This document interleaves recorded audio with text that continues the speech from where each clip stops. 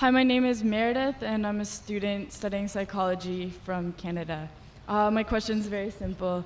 How can you say that men and women, that there's no sexism when the very setup of this conference is sexist? For example, the men are seated in front of the women. Can you repeat the question a bit slowly, sister? Yes. Why is it that the men are seated in front of the women? The very structure of this conference is sexist. Why is that? MashaAllah, sister, that's a very good question. That why aren't the women seated in front? No, why are we not, if you're going to separate us, how come we're not left to the right? Correct, right. Why is one in front Sister, of the that's a very other? good question. That why are the women, if you believe in equal, why not left and right? Why not? It's a very good question, sister. Because the Quran says in Surah Nur, chapter number 24, verse number 30, say to the believing man that he should lower his gaze and guard his modesty. Whenever a man looks at a woman, any brazen thought comes in his mind, he should lower his gaze. Now, if the women are sitting on my right, I will only have to speak looking on the left. You know, because I cannot look at them. Yeah, I can look at everyone. Sister, I cannot see your face also from here. You may look at my direction. If you want to see me close, you can see on the screen there, no problem. But for me, the Quran says, the moment I look at a woman, I should lower my gaze. Unless she's my wife, or she's my mother, she's my daughter. And if someone says that someone looks at a woman and nothing happens to him, then it requires a psychiatrist.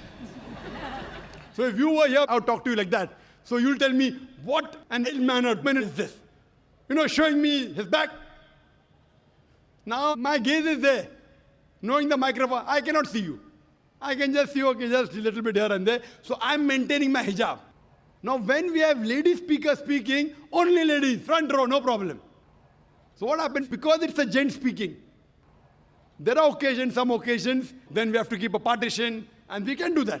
And we have done that. But there's such a vast gathering, so many cameras, it will obstruct. So that's the reason, but in no way are we trying to say that the women are inferior. That's the reason we have got a screen close to you, mashallah, especially for sisters who are sitting a bit more behind, so you can get the view. But in front, it will be difficult for me to speak, for me to maintain my hijab, for me to look, because in public speaking, you know, we are taught we have to look at the audience.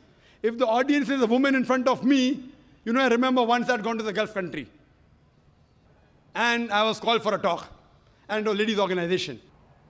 I always say that at least the front row should be gent, you know. But they didn't do it.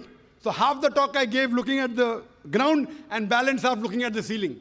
Down, ceiling, up. Believe me, I was in hell. Not because I was in company of ladies. I was in hell because half my lecture I gave looking at the ground and half my lecture looking at the ceiling. I had to maintain my hijab. Here I can talk to the person, I can look at him, I can stare at him. If he's sleeping, I stare at him, he stops sleeping, you know. The public speaking. But with the ladies, therefore, it is for maintaining the hijab. So that's the reason, sister, it is not at all in any way trying to belittle them. And the reason we have given you one microphone instead of two, because we feel that the proportion is approximately 1/3, 2/3. That's the reason. But the moment last time when there were more ladies, we gave equal proportion. Hope that answers the question, sister. Thank you.